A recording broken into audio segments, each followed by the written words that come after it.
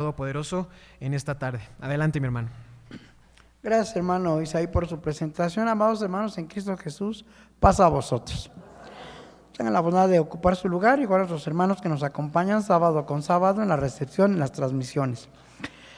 Hoy, hermanos, vamos a ver un tema que además es lo que está ahorita casi en moda, en boga por todo lo que se está viviendo en el mundo contemporáneo a nivel cristiano, católico, apostólico y romano, pero además recordando lo que vimos el viernes pasado en la recepción del sábado, puntualizamos y dijimos que tenemos que hacer una clara diferencia y un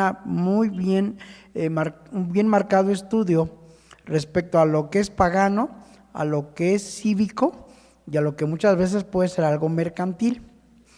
Inclusive en la semana una hermana me preguntó, nada más entre paréntesis, oiga hermano, ¿y qué hay con las graduaciones?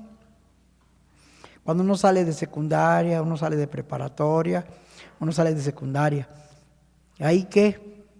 Digo, pues ahí la graduación es una festividad o una actividad donde la gente lo que hace es un convivio o una fiesta porque terminaron un ciclo escolar, ya sea primaria, secundaria o preparatoria. El problema, siempre lo vemos, que en muchas escuelas tienen la costumbre de que los grupos vayan a una misa, ahí a dar gracias porque terminó el ciclo escolar, y pues decimos, pues ay, si no, pues no te mando.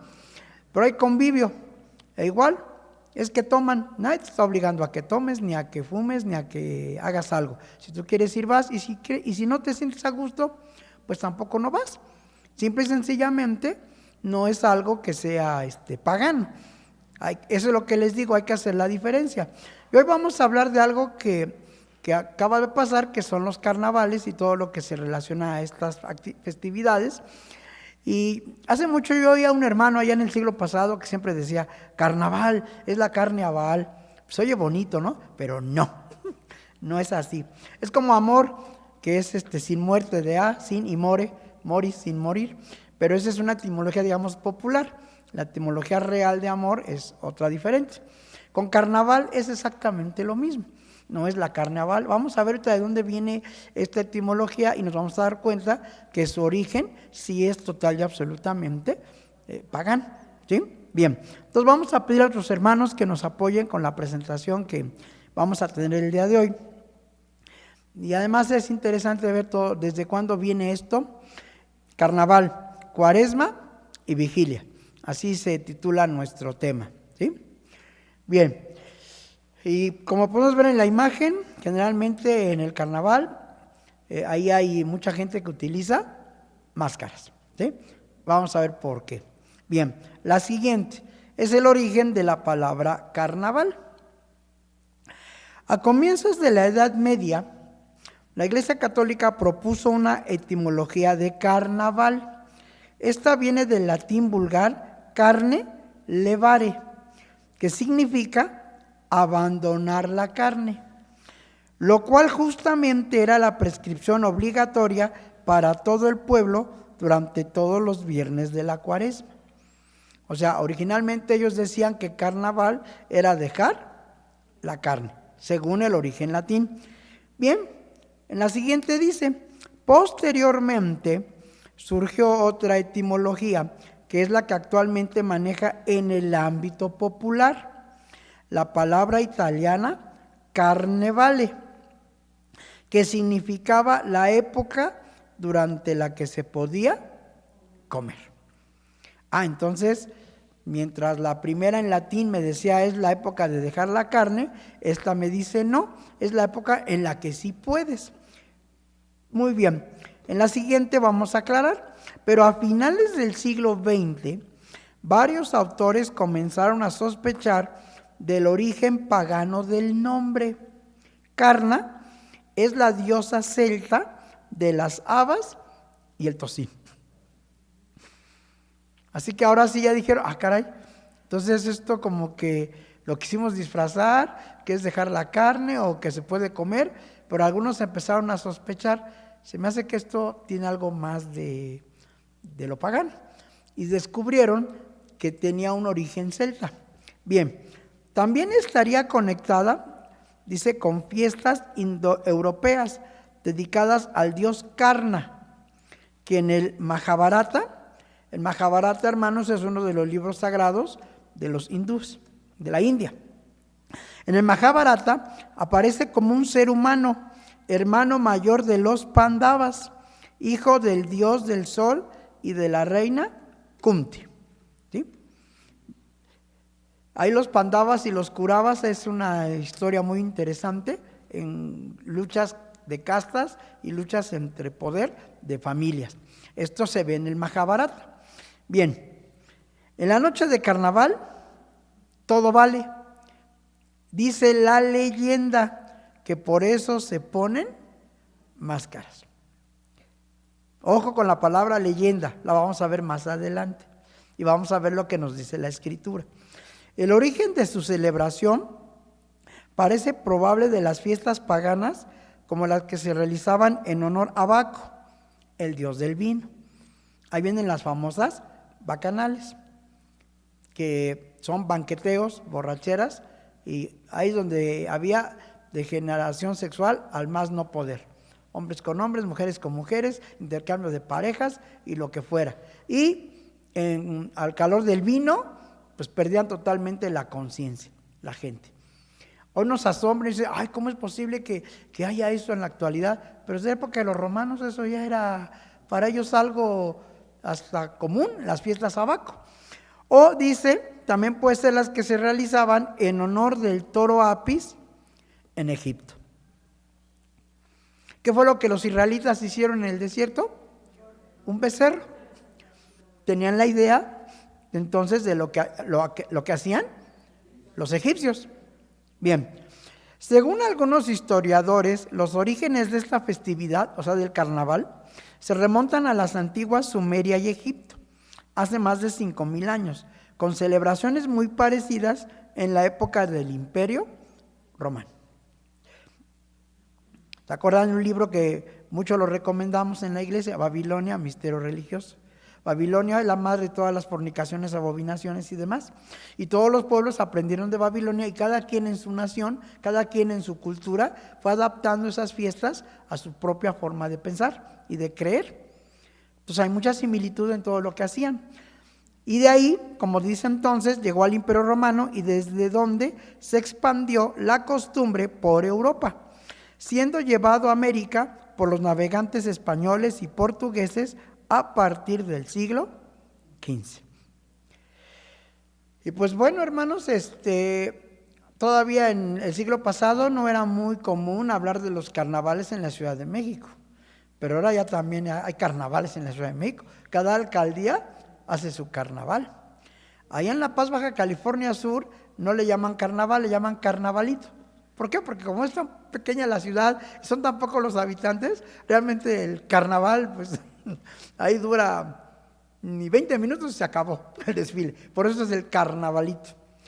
De los carnavales más populares aquí en nuestro país es el de Veracruz y el de Mazatlán. Son los que llaman mucho la atención. El de Veracruz, por cierto, este año no se hizo en la fecha que le tocaba por mal tiempo. Lo pospusieron para ahora junio, julio parece, pero sí va a haber carnaval. Pero no, y a nivel mundial, pues el carnaval más famoso que todos sabemos es el de Río de Janeiro, o sea, el de Río de Enero, ¿sí?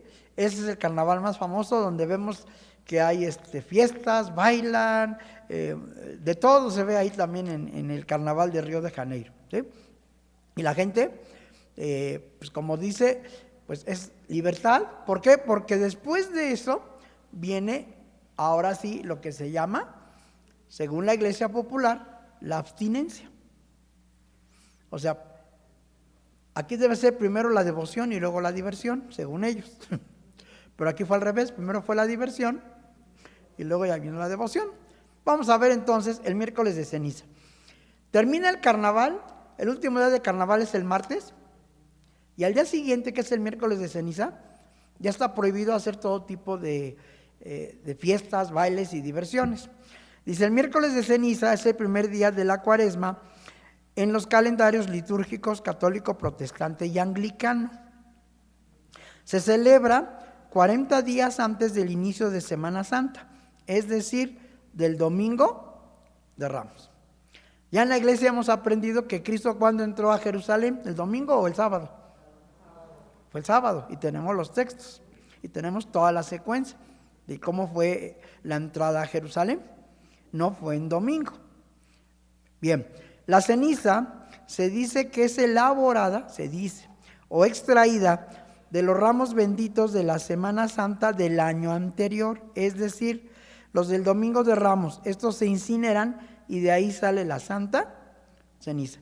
No dicen dónde la guardan, cómo la guardan, no dicen cómo la conservan todo un año la ceniza para que se ocupe.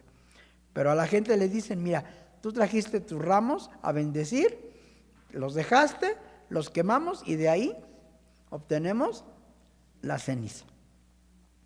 Y la gente lo cree. Bien, la cuaresma. La cuaresma viene del latín cuadragésimo día, antes de la Pascua.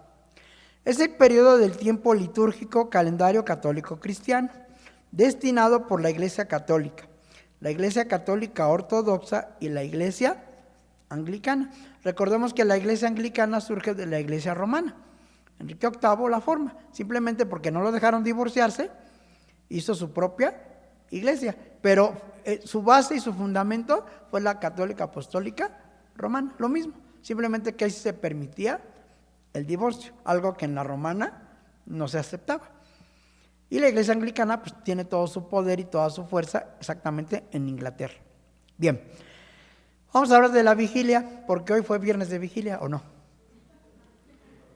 ¿Sí, no? Eso dicen. Allá afuera sí.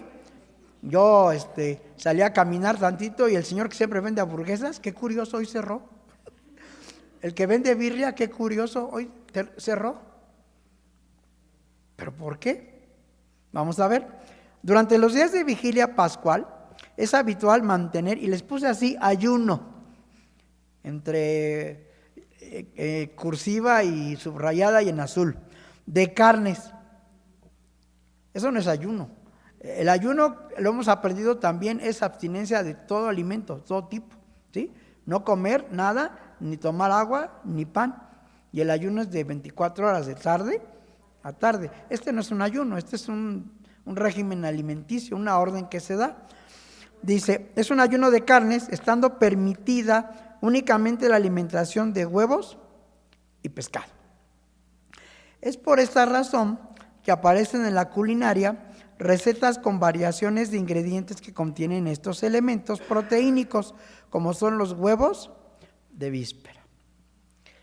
Y vamos a hablar de lo interesante que es el origen de los huevos de Pascua. Hermanos, en la Biblia, ¿dónde dice que hay huevos de Pascua? Pues por más que le busqué, no encontré. En la Pascua inclusive se come cordero con hierbas amargas. ¿Han tenido la curiosidad de observar la última cena que hizo Leonardo da Vinci? Donde está Cristo en medio y 6 de un lado y 6 del otro. ¿Nunca la han analizado esa pintura? Chéquenla. El pan es una bola. Si es pan sin levadura, no se puede inflar. Y en el plato de en medio, en lugar de, ¿qué creen que hay? Pescado. Hay pescado, hay peces ahí, hay pescados ahí en ese plato de la última cena. Porque el milagro de los panes y los peces, pero eso nada tiene que ver con la Pascua. La Pascua es una ordenanza de Dios desde Éxodo 12, con un cordero asado al fuego y con hierbas amargas y con pan ácimo. Por ahorita vamos a ver, hermanos, lo que no es de la Escritura y por qué la gente está creyendo lo que cree. Y entonces dice, vamos a hablar del origen de los huevos de Pascua. Se piensa que el origen de la tradición de comer huevos al finalizar el invierno es una reminiscencia de la edad de hielo. ¿Por qué? Tras el duro invierno y cuando apenas quedaban provisiones con la llegada de la primavera, volvían las aves desde el sur. Ojo, esto solo es aplicable al hemisferio norte. Tenemos grandes migraciones. Una de las más conocidas es la de la famosa mariposa monarca, que en época de frío, igual que las ballenas, ¿hacia dónde migran? Hacia el sur. Y una vez que termina el invierno, ¿qué hacen? Regresan al norte. Pero esto es aplicable solamente en el hemisferio norte. ¿Qué hacían las aves? Regresaban del sur y empezaban a poner huevos de los que se alimentaban los seres humanos hasta que podían volver a cazar con la llegada de mejores temperaturas. Esa costumbre de tomar de algunos nidos y comer huevos, el mismo Dios en la ley sí lo estableció. Dijo, cuando veas un nido, tomarás los pollos, pero dejarás ir a la madre. ¿Por qué razón? Pues para que la especie no se extinguiera. Si me llevo a la madre y dejo a los pollos se mueren y ¿qué va a pasar? La especie se extingue. ¿Qué ha hecho el hombre con muchas especies? Las ha extinguido, tanto de aves como de animales. Bien, entonces dicen que esa costumbre de comer huevos, según viene desde la edad de hielo, según lo que enseña el mundo. Y se habla de la edad de hielo y la edad cuaternaria y primaria. Bueno, ya saben todo lo que se nos enseña en las escuelas, ¿no? Y dice el conejo de Pascua. Cuenta esta leyenda que cuando metieron a Jesús al sepulcro que les había dado José de Arimatea, había dentro de la cueva un conejo escondido, que muy asustado veía cómo toda la gente entraba, lloraba y estaba triste porque Jesús había muerto. El conejo se quedó ahí viendo el cuerpo de Jesús cuando pusieron la piedra que cerraba la entrada. Y lo veía y se preguntaba, ¿quién sería ese señor a quien querían tanto todas las personas? Así pasó mucho rato, viéndolo todo el día y toda una noche. Cuando de repente vio algo sorprendente, Jesús se levantó y dobló las sábanas con las que lo habían envuelto. Un ángel quitó la piedra que tapaba la entrada y Jesús salió de la cueva más vivo que nunca. Esta es la única parte verdadera, ¿no? ¿Quién removió la piedra? Pues el ángel. Esto es la única parte verdadera. Luego dice, el conejo comprendió. O sea, me salió un conejo súper inteligente. Comprendió que Jesús era el Hijo de Dios y decidió que tenía que avisar al mundo y a todas las personas que lloraban que ya no tenían que estar tristes porque Jesús había resucitado. Como los conejos no pueden hablar, o sea, sí comprendió, pero no puede hablar. ¿Se nos damos cuenta de lo que enseña la gente? Como los conejos no pueden hablar, se le ocurrió que si les llevaba un huevo pintado, ellos entenderían el mensaje de vida y alegría, y así lo hizo. No me dice quién pintó el huevo, si fue el conejo, si una persona se lo dio, si lo encontró. No me dice si el huevo que llevó era de avestruz, de tortuga o de gallina, pero llevó un huevo pintado. Para que la gente al verlo, ¿qué iba a entender? Que Jesús había resucitado. Desde entonces, según la leyenda, el conejo sale cada domingo de Pascua a dejar huevos de colores en todas las casas para recordar al mundo que Jesús resucitó y que hay que vivir alegres. Según Bárbara Martín, el conejo hace huevos de chocolate. Hasta una película, ¿no? Para los niños, del conejito de Pascua hace muchos años, ¿no? Bueno, no es casualidad, dice, según ellos, que la resurrección de Cristo coincida con la resurrección de la tierra.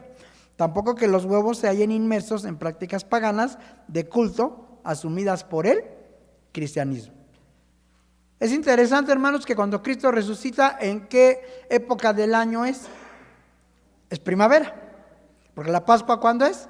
Es en primavera.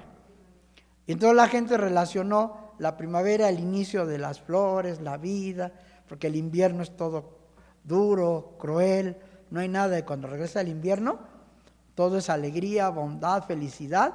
Y pues Cristo resucitó, por eso también lo relacionamos.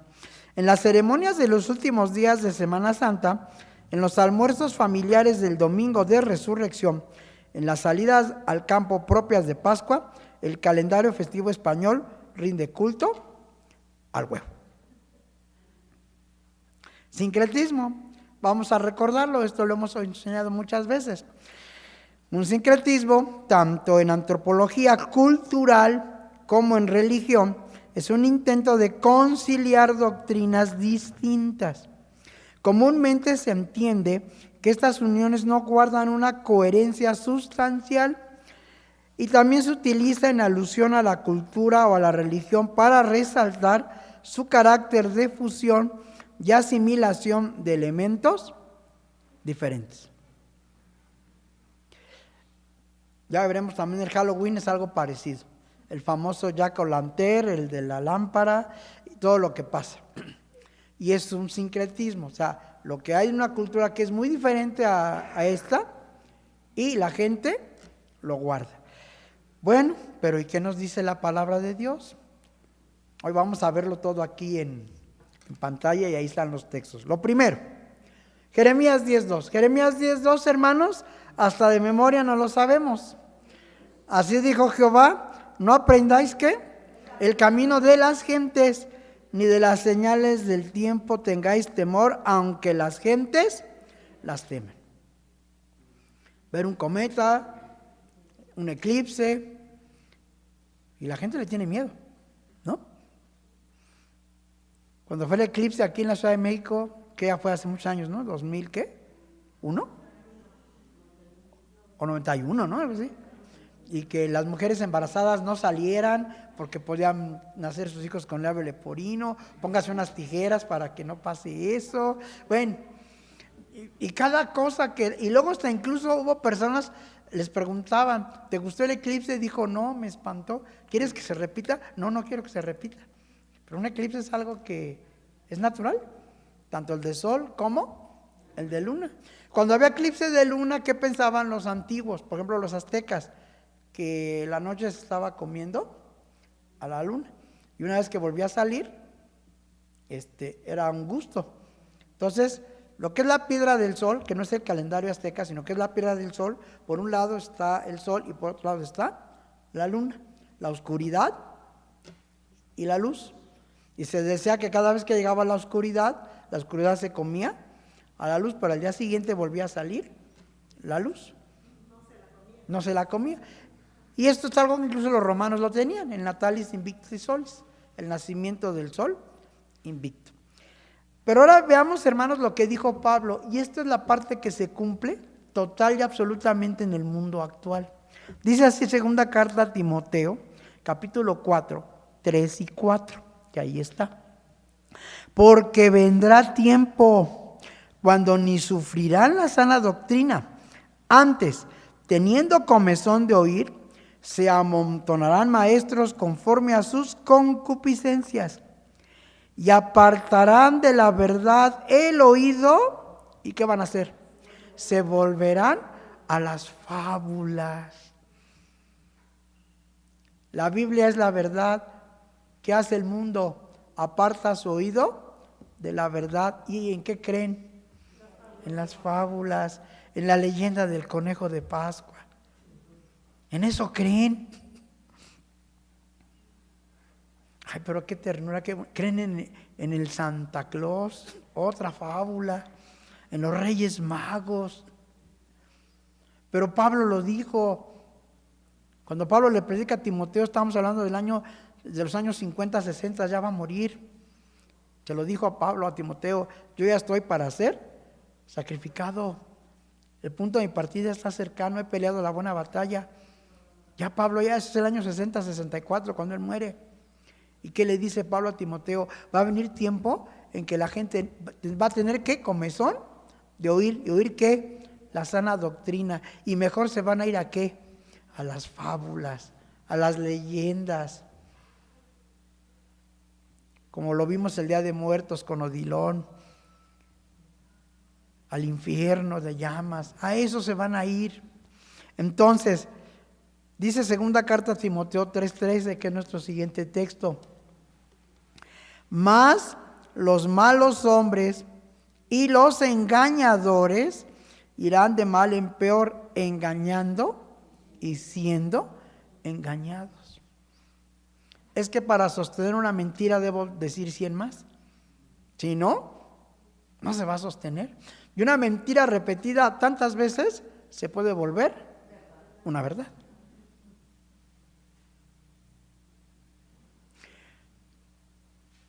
Una mentira que se ha vuelto verdad, digamos, un ejemplo.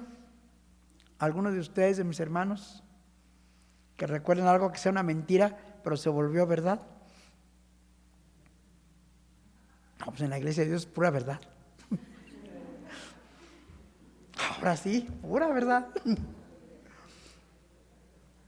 Hay coincidencias, ¿no? Por ejemplo, algo que dicen que cuando el tecolote canta el indio muere. Esto no es cierto, pero sucede. Pero cuando se repite siempre las mismas cosas, la gente cree en verdad. La independencia fue el 15 de septiembre, cuando realmente fue el 16. Tanto repetirse decimos que es el 15. En la internet aparece una página del gobierno que dice que fue el 15 de septiembre, pero realmente fue el 16. Bueno, ahorita que menciona el hermano Armando González, me menciona sobre el 15 y 16 de septiembre. El 15 de septiembre era el cumpleaños de don Porfirio Díaz Mori, así se apellidaba. Y entonces él quiso fusionar su cumpleaños con una gesta heroica como fue el grito de independencia. Y a base de eso, con base a eso, tenemos en la historia de México muchas mentiras, pero que al paso de los años se han hecho verdades. Los niños héroes. El niño artillero, Narciso Mendoza, también. El Pípila, tampoco es cierto. Pero dicen que el pueblo, cualquier nación tiene la necesidad de tener héroes, como en la mitología griega. ¿Hasta dónde es cierto los poderes de Aquiles? ¿Hasta dónde fue cierto lo que existió Patroclo, Agamenón? ¿Sí? O sea, como ya es la historia y con las narraciones de la Ilíada y la Odisea, pues eso es como que ya nos cuesta trabajo ver dónde es verdad y dónde ya es leyenda o ficción. Pero a base de repetirlo, tantas veces repetirlo, esa mentira se vuelve verdad. Una, que Napoleón era chaparrito. Y no era chaparrito. Napoleón medía 1,72. Tal vez era bajito para el promedio de los franceses, pero los ingleses lo caricaturizaron para ridiculizarlo, más que nada. Entonces, fue una mentira que se enseñó y con los años se creó toda una idea de que ahora sí que era chaparrito, era Chaparrón Bonaparte, ¿no? Hasta salió el Chespirito, ¿no? Así le decía Chaparrón Bonaparte, porque era chaparrito. Bueno, entonces, dice que los malos hombres irán de mal en peor engañando y siendo engañados. Doctrinalmente eso pasa. ¿Sí? Al predicar una mentira y se van a topar con la misma escritura, pues tienen que inventar otra y otra y otra.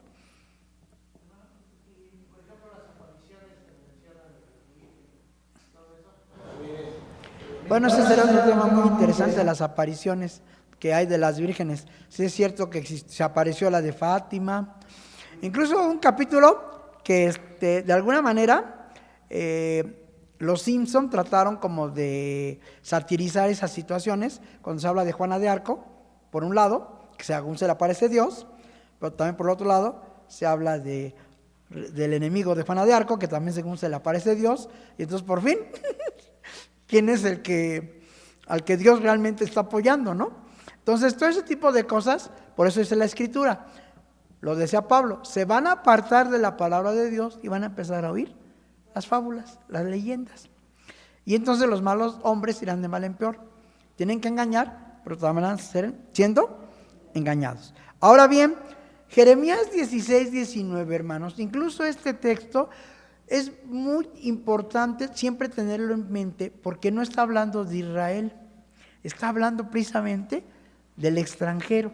Dice así: oh Jehová, fortaleza mía y fuerza mía, y refugio mío en el tiempo de la aflicción. A ti vendrán gentes. No dice a ti vendrá tu pueblo, a ti vendrán tus hijos. No, habla de gentes, extranjeros. A ti vendrán gentes desde los extremos de la tierra y dirán: ciertamente mentira poseyeron nuestros padres, vanidad, y no hay en ellos provecho. ¿De qué padres se está hablando? De los padres de los gentiles, no de los padres de Israel. ¿Quiénes son los padres de Israel? Abraham, Isaac y Jacob. Jeremías 16, 19, hermanos, es muy categórico. Se vendrán las gentes, todos los extranjeros, y van a reconocer que sus padres, ¿qué tuvieron? Mentira. Poseyeron mentira y no hubo provecho en ellos. No está hablando de Israel aquí. Aquí no está hablando del pueblo judío, porque el pueblo judío sí tiene la verdad. ¿Cuál fue el problema del pueblo judío? Y lo hemos enseñado, que le faltó fe, nada más. Pero ellos tenían todo. Pero el extranjero, ese sí poseía ¿qué? Mentira. Todo lo que el mundo enseña, que caen dentro de lo pagano, es mentira. Y nosotros, por eso dijo Jeremías, no debemos aprender lo que hacen ellos, ni contaminarnos con ellos. Ahora bien, Romanos. Dice así Romanos capítulo 1, 22, el 23 y el 25. Diciéndose ser sabios, se hicieron fatuos. Trocaron la gloria del Dios incorruptible en semejanza de imagen de hombre corruptible, y de aves, y de animales de 4 pies, y de serpientes, los cuales mudaron la verdad de Dios en mentira, honrando y sirviendo a las criaturas antes que al Criador, el cual es bendito por los siglos. Amén. Ahorita hay una discusión muy grande en el pueblo mexicano, en la iglesia popular, respecto a un hombre que muchos de nuestros queridos que se dedican a esto ilícito de narcotráfico lo adoran y se encomiendan mucho a él, Martín Valverde. Eso dicen, y la imagen de Valverde, pero la iglesia romana y México no lo ha aceptado como un santo, pero hay mucha gente que rinde culto. Es una imagen, y dice la Escritura, trocaron la gloria de Dios rindiéndole culto ¿a quién? A las imágenes. No faltaría quien nos dijera, pues ustedes también están en idolatría, tienen ahí una ley. La diferencia es que le pedimos a la ley, nos hincamos ante la ley, le decimos a la ley que nos defienda. La ley está, como lo dijo Moisés, que sea como un testigo, un testimonio entre Dios y ustedes. Ahí está como testigo. Un recordatorio de lo que tenemos que hacer. Pero ni le oramos, ni nos hincamos ante ella, ni le pedimos favores. Decimos, es la ley de Dios, la voluntad de Dios, pero ahí no está Dios. Eso no significa o me da una presencia de Dios. En cambio la humanidad sí. Yo digo que sí está presente, hermano, porque Él lo dictó. No, o sea, Dios dio la ley, Él escribió los 10 mandamientos, se los da a Moisés. Y a mí lo que me llama la atención, hermanos, y me he puesto a indagar, y por más que le busco, es ese curioso diseño de arco. Pero las tablas que trae Moisés son tablas que caben en su mano, porque son 2. Las traía en su mano, no dice que las traía en su brazo, como algunos dibujan a Moisés bajando con las tablas de la ley y aquí cargándolas. De piedra y de ese tamaño, no, pues yo creo que eso solamente Arnold o Luferrino, uno de ellos, ¿no? Porque se requiere estar bien ejercitado en los músculos. Dice que Moisés las traía en su mano y las quebró al pie del monte, las arroja, las quiebra. Y ya estudiamos en la lección antepasada, cuando hablamos del arca del testimonio, de qué medida era el arca, y ahí que iba a estar las tablas. Entonces las tablas eran pequeñas. Sin embargo, me llama la atención ese diseño de arco, que también lo tienen los judíos. Hay un museo en Hungría, si no me equivoco, que data de la Edad Media, donde están las tablas así, ya diseñadas. Entonces, ¿por qué surgió? Pues quién sabe. Además, recordemos que las tablas, dice, estaban escritas por ambos lados. O sea, por los dos lados estaban escritas. Estas tienen de un lado y de otro. Y las discusiones son 5 y 5, 6 y 4. Pero eso es una idea que alguien sacó. Bien, entonces, aquí lo interesante que dice es que ellos, ¿qué hicieron? Trocaron la imagen de Dios. Deuteronomio 32, 21. ¿Qué es lo que hizo entonces Israel? Dice así Deuteronomio 32, 21. Ellos me movieron a celos con lo que no es Dios. Hiciéronme ensañar con sus vanidades. Yo también los moveré a celos con un pueblo que no es pueblo. Con gente insensata los haré ensañar. ¿Y esa gente insensata? ¿Quién creen que es? Somos nosotros. Somos nosotros. ¿Y somos insensatos? No, hermano, no. Sí, lo somos. Estamos aquí para perfeccionarnos. Estamos aquí para mejorar. Tenemos todavía muchísimos defectos, muchos errores. Tenemos muchas fallas como humanos. Pero estamos aquí por la bendición de Dios. Pero cuando el pueblo judío se entera que celebramos cabañas y que hasta adornamos, ¿quién les enseñó eso? ¿Por qué hacen eso? ¿Sí? Porque así son ellos. ¿Sí? Nosotros no somos mayores que ellos, también dice Pablo. Pero Dios sabe por qué hizo las cosas. Y por eso se los dijo en Deuteronomio, los voy a mover a celos. Con gente que no es, porque ustedes, con sus actitudes, me provocaron a mí. ¿Y cuál fue la primera? Habían recibido los 10 mandamientos, habían escuchado, no te harás imagen, no tendrás dioses ajenos, y es lo primero que hacen. Lo primerito que hicieron.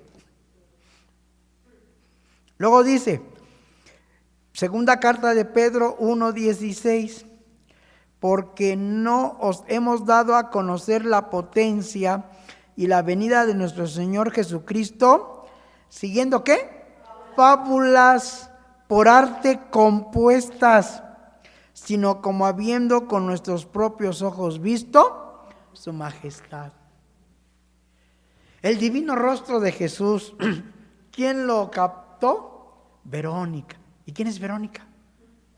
Pues es la Santa Verónica, esa mujer que cuando Jesús iba cargando la cruz lleno de tantas caídas, se acercó a secarle el rostro, el sudor, la sangre, y cuando retira el lienzo, la cara del Señor Jesús. Y de ahí viene Santa Verónica, la santa patrona de los fotógrafos. Además, esa es una leyenda, es una fábula. Así predicó el pueblo el primer siglo. Así predicarían los apóstoles. Pedro lo dijo. No les predicamos a Jesús por fábulas, no, sino porque además nosotros lo hemos visto con nuestros propios ojos. Utiliza un pleonasmo para hacer más efectivo el mensaje. Lo hemos visto con nuestros propios ojos. Nosotros muchas veces también usamos ese pleonasmo, pero si yo te vi con mis propios ojos, te vi lo que estabas haciendo. O sea, con eso decir, ¿sabes qué? A mí nadie me lo contó, a mí nadie me lo dijo, yo te vi. Te escuché con esos oídos. Y bien que te escuché. Es un pleonasmo, pero ¿eso qué hace? Dar más énfasis a lo que estoy afirmando. Por eso Pedro dice, nosotros no predicamos a Jesús con fábulas de arte compuestas, No predicamos a Jesús. ¿Dónde dice la Biblia que los ladrones, uno se llamaba Dimas y otro se llamaba Gestas? ¿Dónde está eso? Dimas y Gestas. Tampoco lo dice la Escritura. Y la gente lo cree. Bueno, ¿dónde dice la Biblia que Adán comió una manzana? Y que Eva comió una manzana. Es un fruto que no se sabe cuál era. Pero la gente siempre ha creído y ha enseñado con una fábula que lo que le ofreció la serpiente a Eva y a Adán, ¿qué fue? Una manzana. Por eso se le atoró y la manzana de Adán, así se dice, es la manzana de Adán. Yo digo en broma o no, qué bueno que era una manzana. Si hubiera sido una sandía, tendríamos ahí un bocio enorme, ¿no? La sandía de Adán. Pero eso es lo que la gente enseña. Pedro dice, yo no les predico a Jesús por fábulas. Luego dice primera carta a Timoteo 4, 1 al 3. Acabamos de ver que se enseña que debemos abstenernos de comer ciertas comidas.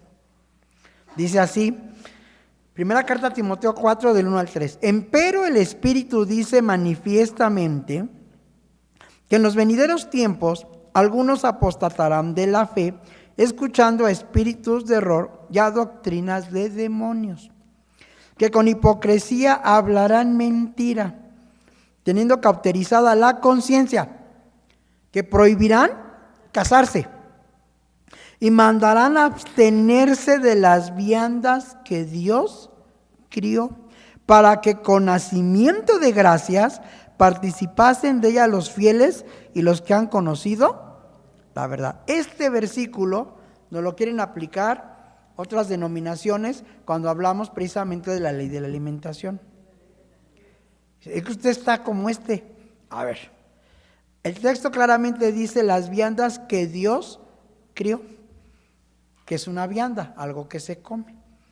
Pero Dios mismo dijo, de todo lo que yo crié, esto sí se come, esto no se come. Pero en la iglesia popular, ¿qué te dicen? Pues eso que Dios crió y que sí se puede comer, ¿qué crees? No te lo vas a comer. No puedes comer bistecitos, no puedes comer hamburguesitas, nada de eso. ¿Por qué no? ¿Y dónde lo dice?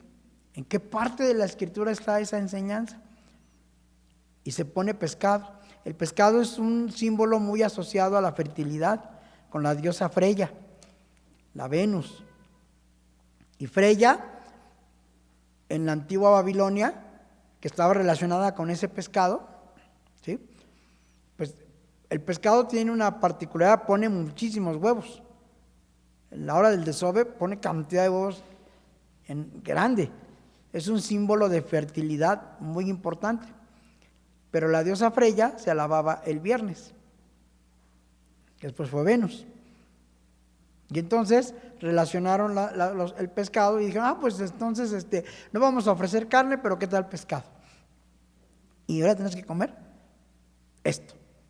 Pero la Biblia claramente Pablo dice, vendrán tiempos, gente que prohibirá abstenerse de las viandas que Dios crió, lo que Dios hizo. Bien, Jeremías 15, 19. Entonces, dice, por tanto así dijo Jehová, si te convirtieres, yo te responderé, y delante de mí estarás, y si sacares lo precioso de lo vil, serás como mi boca.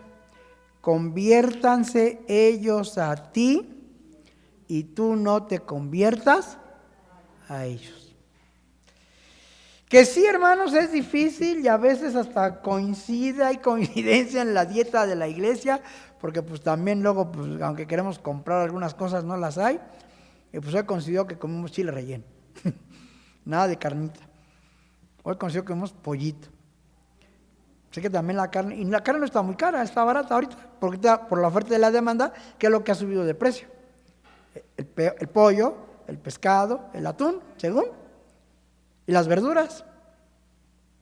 La carne ahorita, les digo, hoy viernes curiosamente muchos de los que vendían carnita ahí bien sabrosa, las hamburguesas y demás, pues ahora no abrieron. Pero es lo que la gente cree. Y la gente aprende, pero por enseñanza y por fábulas de hombre compuestas, no por lo que dice la palabra de Dios. Entonces, ese carnaval, sí, en esencia el carnaval sí tiene todo un origen totalmente pagano. Aquí la discusión, y siempre ha sido, dice la Biblia, conviértanse ellos a ti y no tú a ellos. Sí, tenemos que esforzarnos y tenemos que luchar mucho para demostrar lo que somos, no caer en fanatismo, como dice la Escritura, no ofender ni al judío, ni al gentil, ni a la iglesia de Dios. Lo acabamos de ver hace poco. Dios enseña que hay que reprender al infractor, al infractor de la ley, pero ¿cómo hay que hacerlo? Ingenuamente. Entonces ponerlos a pensar. A mí me preguntan, oye, entonces esto no, y los pongo a pensar, les hago preguntas y me dicen, pues yo no sé, pero así a mí me han enseñado. Y así lo he creído. No, pues qué fácil. Pero entonces investíguelo, chéquelo. Y estoy hablando con gente que, como dicen en mi pueblo, leída y escribida. O sea, no estoy hablando con gente que no sabe, estoy hablando con universitarios, con gente que tiene carrera en licenciatura o en otros niveles. Y creyendo eso, ¿qué pasó? Pero es lo que dice la Escritura. Primera carta de Juan. Dice así, primera carta de Juan 3:1. Hasta es un texto que hasta tiene música. Yo me acuerdo muy bien que de niño yo lo cantaba mucho. Mirad cuál amor nos ha dado el Padre, que seamos llamados hijos de Dios. Por esto el mundo no nos conoce, porque no le conoce a Él. El mundo conoce a un Dios, pero que no es Dios. No es el verdadero Dios. Y nosotros sí lo conocemos. Por eso les llama la atención que luego hay muchas cosas que usted no hace, usted no cree. Sí, yo sé que ahora incluso hasta en las escuelas y en muchos lugares han tratado de dar a este tipo de situaciones, le quieren dar un rasgo ahora cultural, un rasgo de identidad, como es el Día de Muertos y demás. No, es que hay que fomentar y hay que conservar nuestras tradiciones como cultura de pueblo mexicano. Yo cuando oigo esto digo, pues si se trata de fomentar nuestras culturas y tradiciones, pues que investiguen entonces todo lo que hacían también los aztecas, los mayas y demás. Y pues hay que hacer también así como ellos, no nada más lo que viene, digamos, que de la época de la conquista para acá. Antes de la conquista también había tradiciones, seguramente. Y muchas sí se saben que existían. ¿Por qué no esas las llevamos? Ah, no, es que eso es de idolatría pagana y lo que estás haciendo no es lo mismo. Ah, no, es que eso es diferente porque es para Cristo. Eso es lo que tenemos que tener cuidado en la iglesia de Dios. No caer como el mundo y luego decir, es que esto es para Dios o esto es para Jesús y queramos traer cosas diferentes y disfrazarlas como algo que es para Dios. Ese es el gran reto al que nos vamos a enfrentar. Entonces, sí, hermanos, el carnaval sí tiene todo un origen 100% del mundo como tal, y en la medida de lo posible y con toda nuestra inteligencia y demás, si nos podemos zafar y de muchas de esas cosas, pues qué bueno. ¿Sí? Luego preguntan los hermanos, oiga hermano, pero por ejemplo en los carnavales ponen ferias, ponen carrusel, ponen caballitos, ¿qué no podemos ir a esos?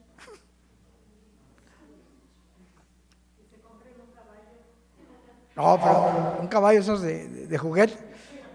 Es que esa es la cuestión, o sea, ¿por qué lo preguntamos? ¿Por qué lo queremos saber? Yo se los dije, a veces preguntamos, pero no porque, sino para callar mi conciencia y esperar que el obrero me diga, sí, sí puede ir. Ah, ya, qué bueno, ya me dijo el hermano que sí puede.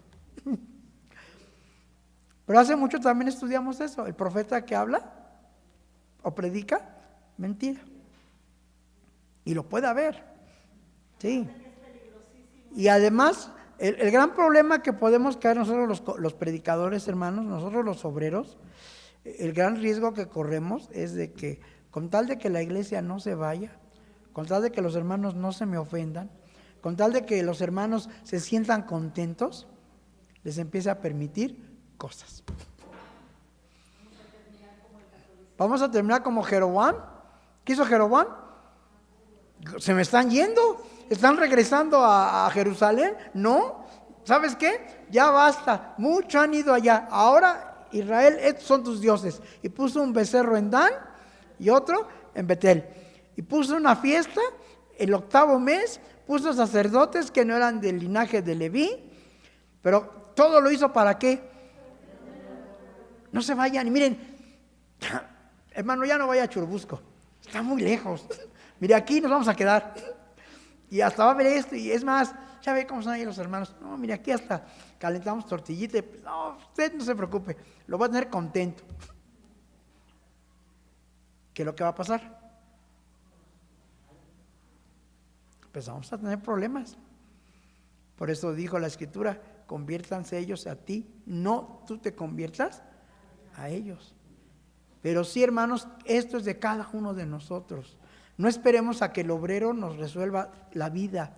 No esperemos a que el ministro nos dé todas las respuestas. Porque el ministro no está a nuestro lado todo el tiempo para ver si hacemos o no hacemos bien. Pero ¿quién sí está al tanto? Y de él sí no me puedo esconder. A ningún momento. Entonces, nosotros aprendemos nuestra conciencia.